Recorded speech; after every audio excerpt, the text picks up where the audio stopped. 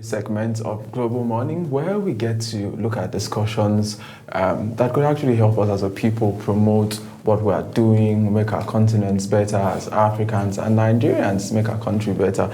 Of recent, we've seen Africa has been making strides in different facets in technology. Our fintechs are taking over the world, especially we've seen some Nigeria fintechs doing very well, and even some South African company that have become conglomerates, and a lot of persons are looking at Africa as the rising continent. Today on the program, we'll look at Africa's growth, Africa's rising impact on global development. And I have joining me in the studio two gentlemen who's done a lot of work around Africa. SUCCEX, right, who is the chairman of the Focus Africa, and we also have Mr. CHUKWUMA, NGAHA, who is an executive director with Focus Africa. Thank you so much for coming on the program. SUCCEX Bright is a culture enthusiast, while CHUKWUMA is African tourism promoter. Thank you so much for coming on the program. Thank you. Thank you. Africa, a lot of talks about Africa now. Our musics are streaming very well, getting into top 10 Spotify ranking or worldwide YouTube ranking. Movies are not also doing that badly. We've seen our actors, being invited to act in Nollywood movies. And it seems Africa is actually doing well, except for the fact that there's still a lot of finance gaps, and we still do a lot of borrowing to fund major infrastructural projects. Let me start with you, Mr. CHUKWUMA. When you look at Africa and you look at the work you do at SUCCEX Africa, what comes to your mind at first? Well, I see Africa rising. I see a reawakening of the gender, especially the feminine gender. A lot of things come with Africa. There are some negativity attached in a lot of cultures. And I think with the globalization that is taking place today, Africa is beginning to realize that perhaps the reason Africa is regarded as a third world country is because most of the women have been relegated to the background. And the objective of Focus Africa is actually to show that the women actually are part and parcel of the developmental agenda of the entire globalization. Women play a lot of role. So with or without the cultural, should I say, cultural restrictions that kind of place a woman in a particular box, okay, people are beginning to realize that that box is actually the major constraint that is retarding the progress of Africa. Women have an equal opportunity to contribute as much as the male gender of the populous African population. So the realization of that is actually the beginning of the involvement of Africa in the globalization agenda of the entire world. So I guess Africa rising and Africa rising, yes. Africa can't rise without carrying everybody along. There should be gender equality. Sadly, we don't have any woman on the table this morning. Let me come to you, Mr. SUCCEX. You've done a lot of work around promoting the continent, telling people about the continent. What are some of those things that you can readily tell people that this is what is happening in Africa, and these are the good things going on? Because I've seen situations where people say Africa is a dark continent, that if you look at the satellite at night, a lot of places in Africa remains very dark because no electricity. And the media, Western media, the narrative is Africa is a place of suffering, of pain, and that. But how do you draw your messages and rewrite that history? Yeah, the good news is that we are no longer there. So we are no longer talking about potentials for Africa. We're talking about progress. And progress can be measured whether it's accelerating or we are moving at a snail speed. But we've moved from where we used to be. And if you critically look at our sectors, there's a big strategic shift from where we used to be to things being done innovatively. There's digital transformation. There's a whole lot of things happening along the economies in Africa that shows that we're moving very forward. So earlier in your introduction, you mentioned the fintechs, a whole lot that are happening in that sector right now. So last time I was here on the show, I mentioned that some of the fintech companies are now having national licenses to operate, and that's a big plus for our economy. So our financial trajectories are all looking up, and then you look at our manufacturing sector, they are all doing well. So yeah, we have some challenges, but looking forward, I'm an advocate of progress. I'm an advocate of how things can work instead of just looking at the problem all the time. So I think in Africa, we're doing well. So what we need now is not just policies. Yeah, policies are good, but we need platforms, we need people. You know, people and platforms are what is going to make all of these things prosper, you know, not just policies, because I believe there has to be a handshake between government and the people, government and private sector organizations to move our economics where we want it to be. All right, so let's talk about that platform. I'll come to you, Mr. CHUKWUMA. Yeah. One of the issues that we've noticed over the years has been the issue of funding. I've seen a lot of concept notes, and even if you go online and just browse proposals for developing of Africa, you see a lot of them. A lot of Africans have designed solutions, both from the academic to different sectors, but the recurring decimal to our lack of growth has always been funding. What do you tell somebody who wants to make an investment in Africa but is thinking, yeah, I could have 80%, how do you raise the counterpart funding, looking at the bottlenecks that is around, you know, doing business in Africa? Before I go there, we need to acknowledge the fact that women are facing a lot of challenges, especially with limitations to access to the funding you speak about, lack of, like in some places, let's look at this country, there are some places where women are disinherited. They don't have access to land. So these are some of the constraints. We'll continue to have this problem until we begin to rule out gender disparities. Because there is a lot of distrust. You know, sometimes you say women are supposed to be relegated or confined into some specific areas of existence of the society, of the home. To me, that looks like a distraction. It looks like a degradation. It looks like a withdrawal from development. So it's actually a big problem.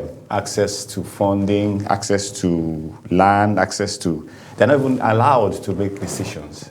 There's an issue. There's one particular development. When a woman wanted to be a president, you understand? At the end of the day, she scored just minimal votes because people didn't trust. With Sarah Jibril, she got 1 vote, but there were many women there. Right. And you can imagine that she was surrounded by her family members. And even you see how close that is? Even other women. And even friends. But she only voted for herself. So I think we need to move forward. There's a need for us to actually look beyond the cultural restrictions and limitations. By the time we begin to realize that for us to get to the El Dorado in terms of even the fourth industrial revolution, is also the way we interpret that is also leaving the women behind. Now there's a need for women to make progress in terms of infrastructure, in terms of professions, career development. In fact, education is also one of the major things we feel that should have looked at it from a neutral point of view. But we see a lot of discrimination in the educational sector, even in admissions. Africa. So I think we have a lot of work to do in reorientating the mindset of the system to begin to view women as equal partners in the journey towards development in all its ramifications, from economic development to political development to whatever it is. Women should be given an equal role to play. And with that, once we have been able to come to terms with the fact that women are equal, once we come, then all of this will be behind us. There'll be little recourse to gender. So I think we should just push gender aside. And I still keep saying it, that what we are out to do is actually to recognize the importance of women in the society. That's at Focus Africa? Yes. We are trying to remove the barriers, collapse the demarcations. and then give them a sense of belonging, give them a sense of pride. Because first and foremost, they are, should I say, I'm just speaking off the cuff anyway, women are actually responsible for what we are, what we become today. Look at it from the biological point of view. I was telling somebody that who complained about their child not being smart. I said, if the person is not smart, it means that, oh no, it was actually that the child was smart. And because the child was smart, the child was a carbon copy of him. So I told him in the chromosomes that make up the human being, the male have XY chromosomes. And it's inside the X chromosome that we have the gene for intelligence. And the woman has double of it. So your child is bright because of your wife. Right. So we got to realize that. Those are conversations that some persons will want to argue. But Mr. Bright, I want to ask you now, you've been around for quite a while. You've seen the challenges that faces, especially young people. He spoke about women, but I like that we widen the gap now and look at young people in general in Nigeria, in Somalia, in all of these countries, Ghana, Zimbabwe, Botswana, trying to eke out a living, become an entrepreneur, the challenges that they face. So when you relate with these people, and sometimes you've lived through these realities, how do you message them and tell them that there are opportunities? Because we see the number of people wanting to leave Nigeria. Somebody said something funny the other day. Say if you take a statistics of people between the ages of 18 to 45, 5 of them, if they have opportunities today, will leave the shores of the continent. Well, the statistics, anyway, so a lot is going on, right? A lot is going on. But I'm also a young person. I do business in Africa, and by the grace of God, our organization is in 29 countries today. Started off 7 years ago, and we gave ourselves targets. Yes, there are challenges, but we can also surmount these challenges. Now, I'll start by telling you that there are a lot of fundings available for business startups and for expansion, but the value you put on the table is what determines if you're going to have access to these funds or not. When we, January this year at Focus Africa, we decided to raise some capital for our businesses. And, we actually decided to approach individuals, not the banks, not the corporate outfit. So we approached some individuals, okay, we need social funding to, expand the scope of what we are doing, and we got the funds. These are from individuals. So there are a lot of people that have money across Africa that also want to invest in meaningful things, but they won't give you their money if they're not seeing value. So enough of the complaints about what is not working. There are still things that are working in this country, in Africa by extension, that we can be part of. So we have a lot of people in those countries that you mentioned, because remember we're in 29 countries that will interface with and talk with every day. So most of them are getting funding from different organizations, NGOs, US government, even from their own country. That's Tony Lumelu is doing his bid, Mo Ibrahim. There are a whole lot of people that if they're not giving you fund, they train you to be able to access those opportunities. So yes, the problems are there, but there are still opportunities. There are many ways you can raise capital to do businesses. It doesn't have to be also borrowing. You can do joint venture partnerships. You can also look at somebody who have similar ideas with yours and collaborate with the person. The person brings the office space, you bring the expertise you have, and then you put things together and you're able to start a business. I remember when we started Focus Africa, we didn't have bulk money kept anywhere, but we identified that we needed people. So when I go to conferences to speak, I tell them that you need an idea first. You need people and you need money. When your idea is right, people will buy into your ideas. And when people buy into your ideas, they bring money and you're able to run businesses. So what has been our major challenge, especially the young people, is that we sit down and we don't make a move because we don't have money. So what happens is that we now blame our uncle, we blame our government, we blame every other person other than us, other than sitting down and say, okay, what can I do first to even start up? So money is not everything that you need, but we have made money everything. There are ideas that I can sell to you, you will like it, you will give me your last box for us to start off. So I want people to start thinking outside the box now to say, how do I move from here to the next place before all of the funds that I need comes? I was having a conversation with one of my friends recently. The person wanted to take an office space, and she feels that taking this office space is going to boom her business. I say, no, you're going to tie down the little capital you have in the office. And you just see people walk on the road, you think they're all working customers. When you set up the shop, you know that they are going somewhere else. They are not looking for your shop. So by the time the rent is expiring, you are looking for where to borrow money to pay for the next one. So we need to get our priorities right. That first priority is not having all the money you need. Money is important for startup. Money is important to move, but at least move first. Right, the money things will align. Right, so I'll come to you. I'd like to ask about the fact, Mr. Success has highlighted, CHUKWUMA, some of the things about you can move first and money will come. Do we have an ignorance problem? Because somebody was saying that there are many things we don't teach you at the universities in Africa. Nobody taught us savings in university, at least as a general course. For somebody who maybe you studied, who mastered communication, the whole essence of your time in school, 4 or 5 years, depending on how you were able to go through, was communication, people in engineering. But when you come to the real life, you need to know savings, you need to know investments, you need to know most of those things. Maybe they were taught at elementary levels, but at a time where you need these things practically, you see a lot of persons lack this skill. So do we have an ignorance problem where people do not know where to go? Because he's mentioned a lot of things and said, okay, Tony Elumelu Foundation is there, Mo Ibrahim, but how many persons even have this knowledge that these facilities are available? Yeah, I'm going to take a cue from where I'm coming from, where we have been looking at the aspect of economic development that goes beyond the buying and selling. By the way, what are you buying and what are you selling? Those are commodities and products.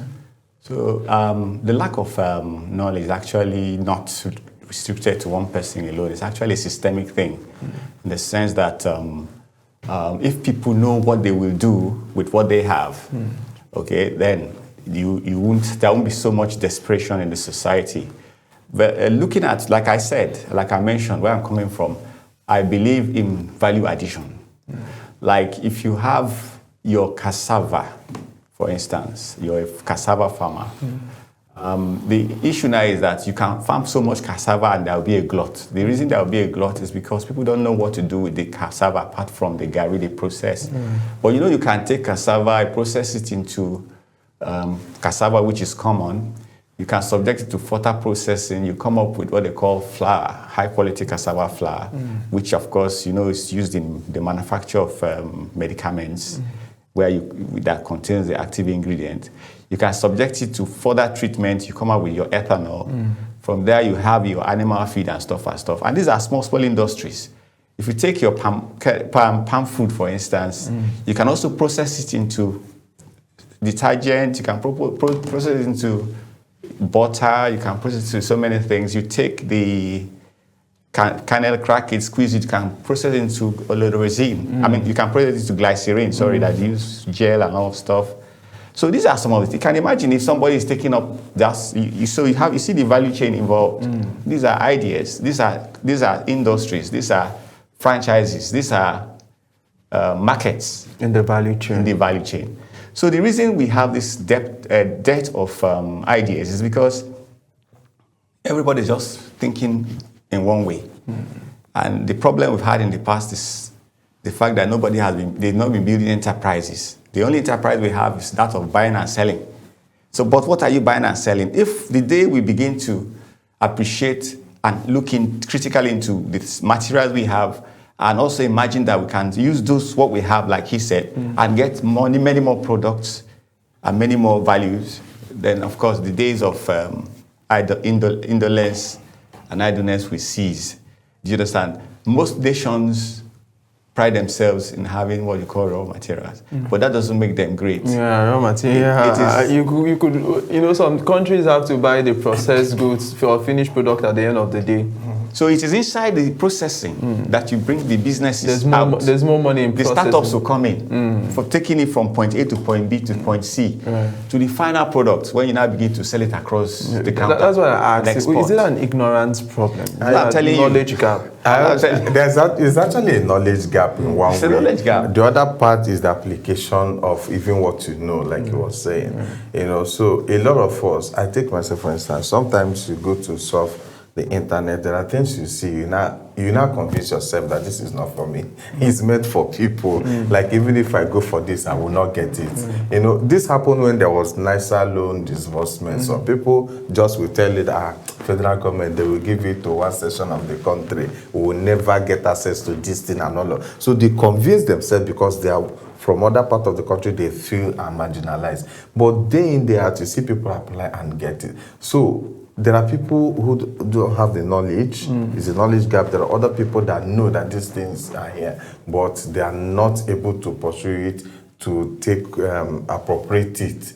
You know, so they just let it go because in their mindset they believe that this is not meant for us. Right. So I've looked at some of the work you've done over the years, from Kigali to different countries, and now you are heading to Qatar. You know, I'm seeing 5,000 seed fund, tech seed fund for women and entrepreneurs. Walk us through the process as to the vision of, you know, and why Qatar? Qatar is not Africa. Of course, Africa should be an African company. So why Qatar?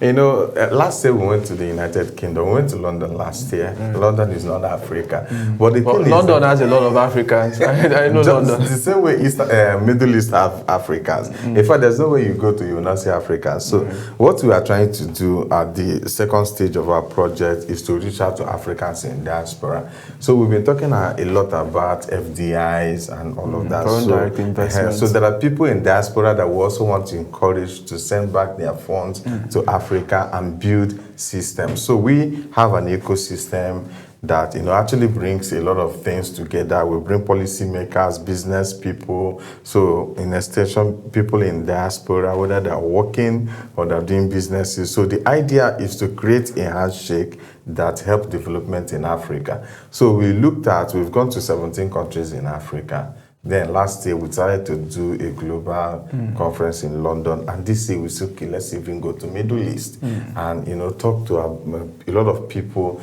You already know there are a lot of businesses that are doing well in the Dubais, in Qatar, in Oman. You know, there are heavy people in the gold industry, in tourism, and a whole lot of things. So we are targeting people in that place, and then to further the conversations we have that you know, changes the narratives around things. You know, the first part for me is that is explained earlier is not just about the policies, about having people, platforms, and partnerships. Then the second part of it for us at Focus Africa is to help change the narratives. So there are a lot of ways that Africa have been viewed that we're using the instrument of the Focus Africa platform to change. So we're going into countries and we look at what the countries are doing, and then we expose our own people to it, to go through their, like one of the major things we want to do in Qatar is to lead our people to go through their SME projects, go through whatever they are doing that is making the destination of the world right now. More like a knowledge transfer process. Yes, whatever you are doing and you're not going to Dubai, from around the world. I don't know. So they are building tech industries, they are building skyscrapers. You know, they are building real estate, they are into many things that is making you know, Middle East now the darling of the whole tourism, world. Of course, you saw how Trump went to the Saudi Arabia, Qatar. The kind of reception you right. So we want to give our people that experiences. So, I mean, he is a woman advocate now from the conversations we have from the word go. I mean, so, he for she. he for she. So we're taking a lot of women from Africa to Qatar from April 27th to 1st May, you know, to go through all of these processes of knowledge transfer, studying businesses. Then we do proper conferences on leadership, tech innovation. And at the end of that conference, we want to launch a $5 million tech fund for women, specifically for women. We're coming for other people. So why this is important for us is that in the last 3 years, we've given out hundreds of millions to women in Nigeria to start up businesses or to expand what they are doing. We have all of the documents. I followed some. Yeah, so, and those women are doing very well, employing extra people right now, and that is a good, achievement for us, but want to take it up higher to set up that fund that empowers more women in over 29 countries where we operate. Right. So that those who have businesses that run on tech, they're affiliated, that have their platforms on driven by technology, can have access to these funds and be able to operate. Mr.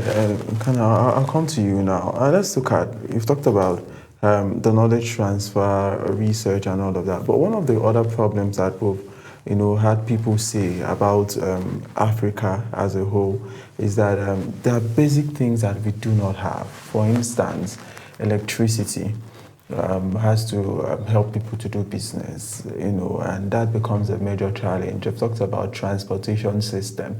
So if I am a foreigner, maybe I'm from a country, I was hearing a story the other day, a child that has never seen a blackout before came to Lagos, and one of those days the power ceased and the child started crying, "Mommy, I'm blind." The mom said, "What happened?"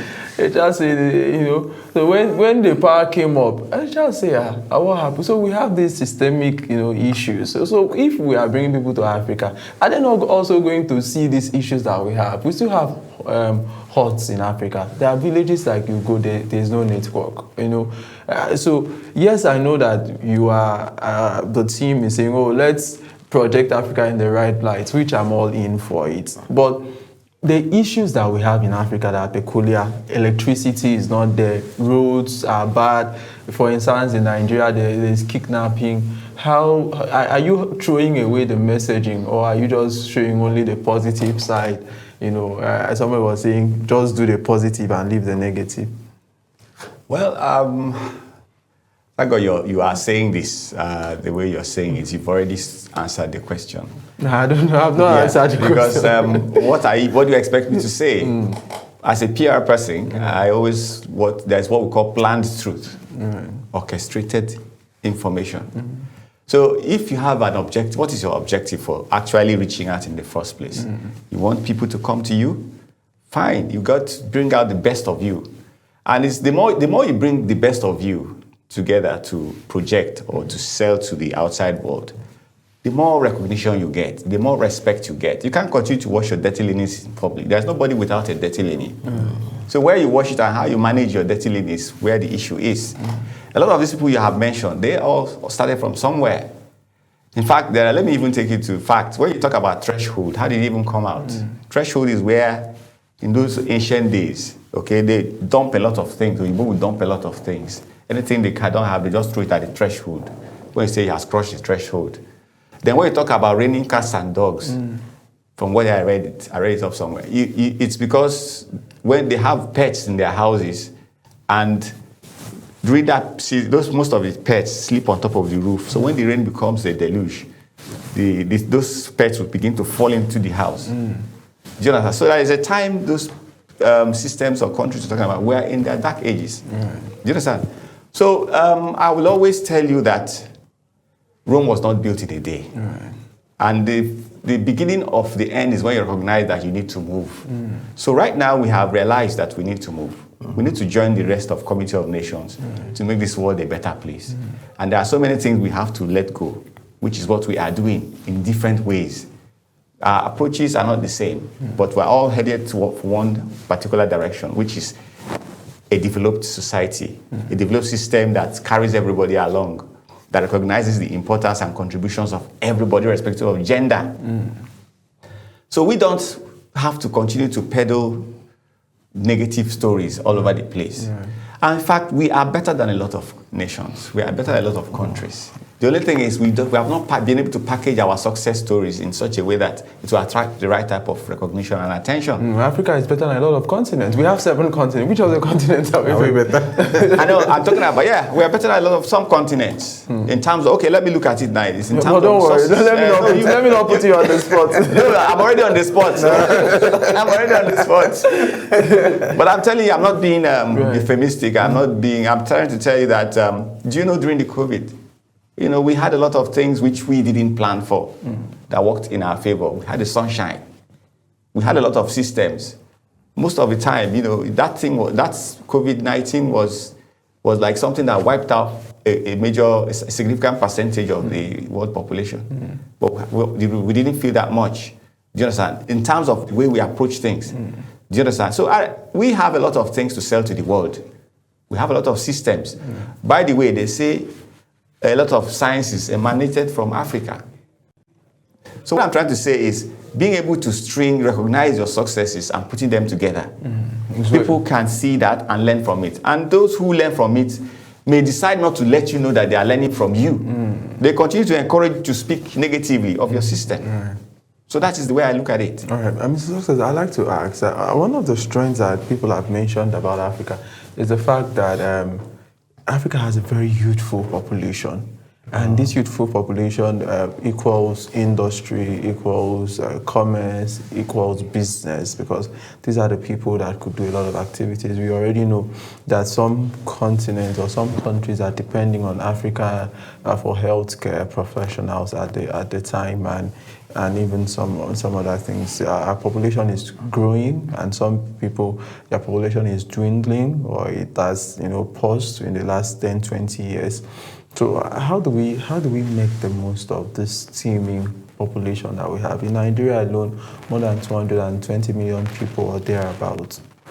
Yes, a huge population in Africa, in Nigeria, in Kenya can be a very big blessing and can be a curse at the same time. It all depends on how we manage and harness this population that we have. On the last time we were here on the interview, I did mention that for us to properly harmonize, for us to properly get the best of our population, we need to put systems in place to, harmonize what they have, for the benefit of the country. Now, good a thing, the population we have are not docile people. In Nigeria particularly, the population of young people we have, 80% of them are very knowledgeable, very intelligent. You can see all of that. And when it comes to skit making, you can see all of that when you come to digital business spaces. You can see the transformation in, when a young person wants to do farming, he goes to the farm, and the next thing you see it on the internet, they do different things. So we are very brilliant people.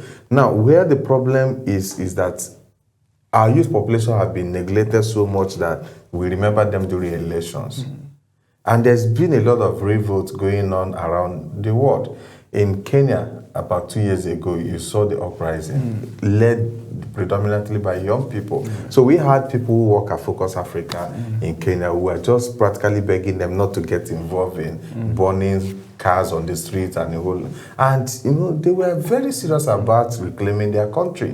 And this happened here too during what happened some years ago in Lagos predominantly and a whole lot of places. So this is a sign that if we don't do anything about our youth population, we're going to have a problem. So what are the steps we take? Let's put in place, good systems that will help young people. It includes funding, includes mentorship, includes putting them in national programs that recognizes the efforts of young people. Today, I don't know who is the Minister of Youth in Nigeria. I don't know how old the person is.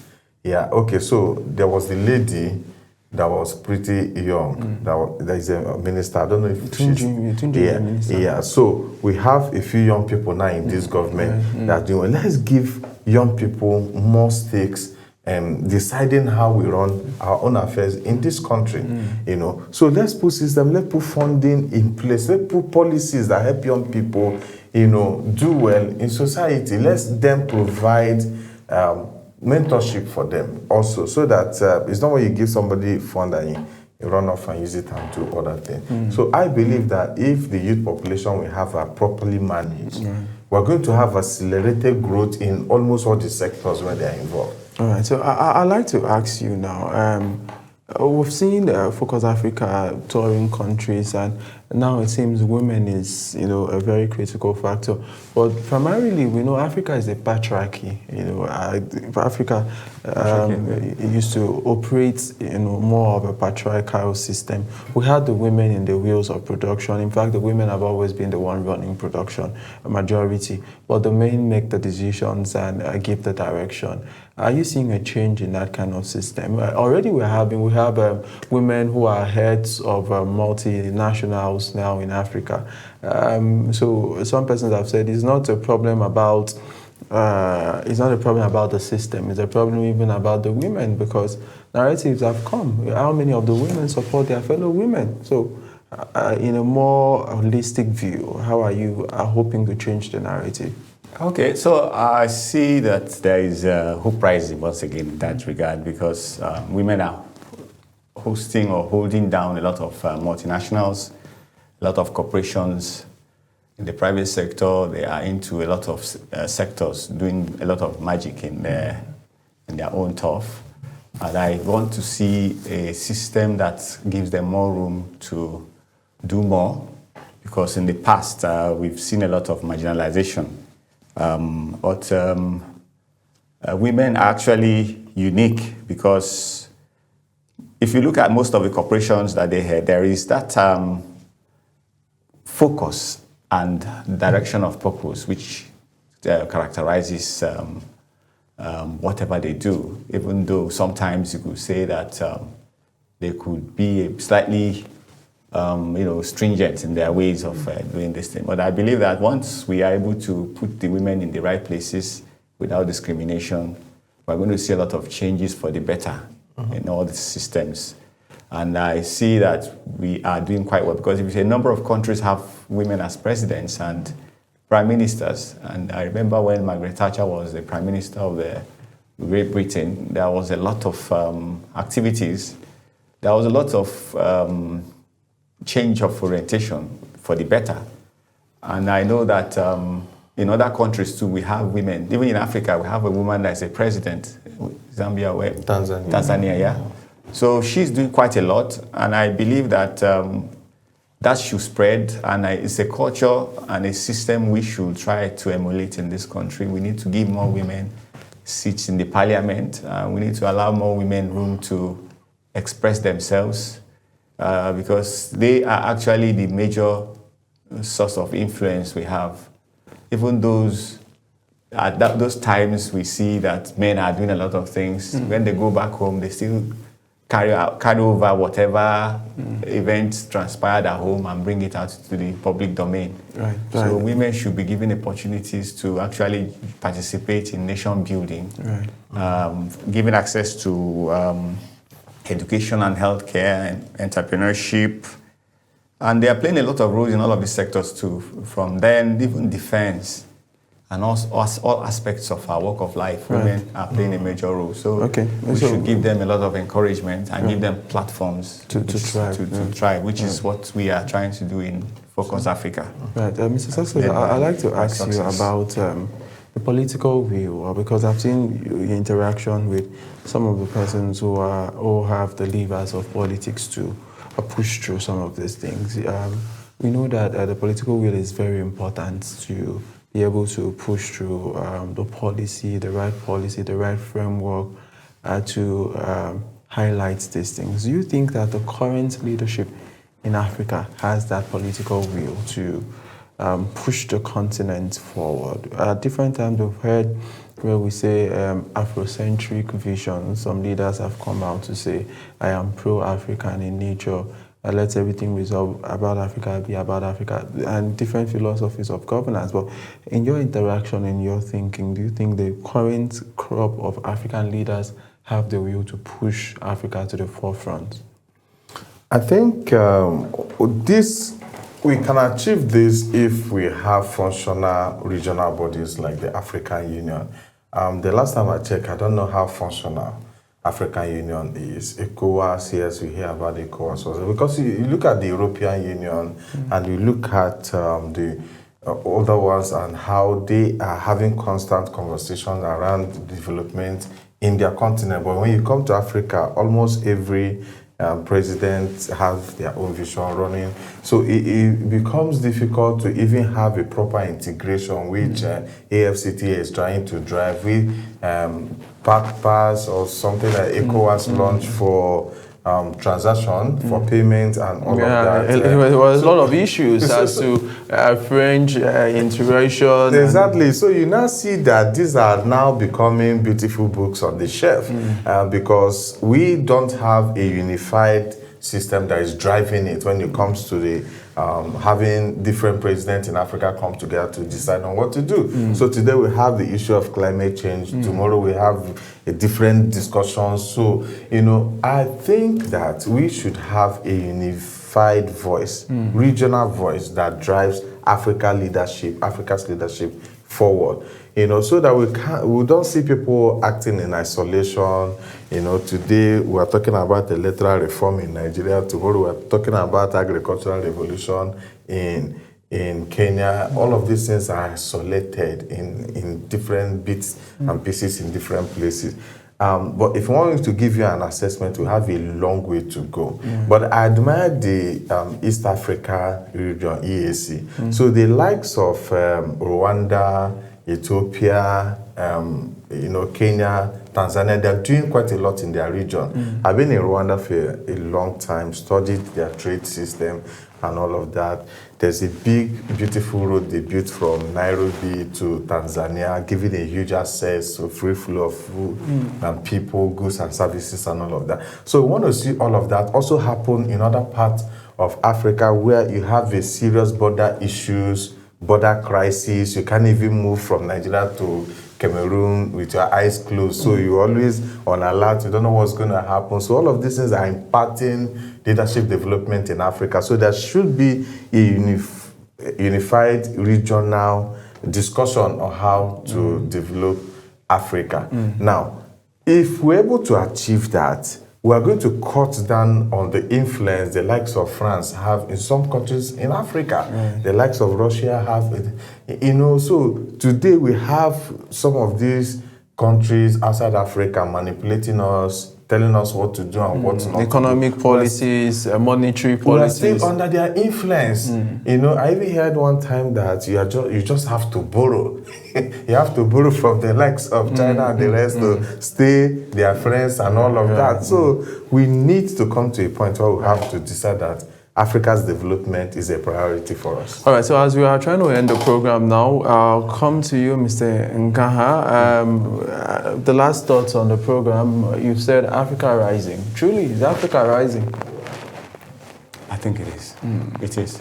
So there's hope for Africa? Yes. They said a journey of 1,000 miles begins with a step. Is this step, has this step not been dragged for too long? Let me tell you one thing.